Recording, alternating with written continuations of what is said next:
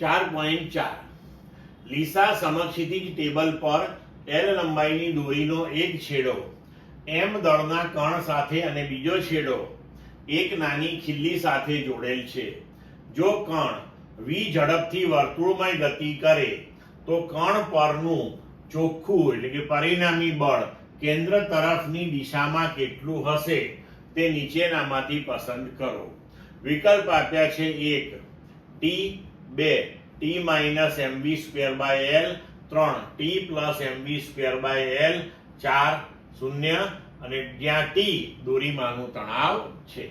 હવે જુઓ કે આકૃતિ દોરીને આપણે આ કિસ્સો સમજીએ તો આ M કણનો પદાર્થ આપણે L લંબાઈની દોરી સાથે જોડેલો છે અને તેને એક નાની ખીલ્લી સાથે અહીંયા ફિક્સ કરીને પછી વર્તુળમય ગતિ કરાવીએ છીએ.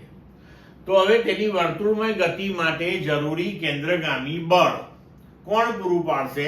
તો જે બળ કેન્દ્ર તરફ લાગતું હશે તે.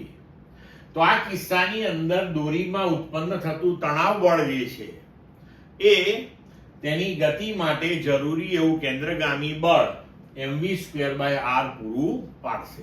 એટલે આપણે આપેલા વિકલ્પમાંથી જવાબ 1 આપી શકીએ. ક્લિયર મિત્રો?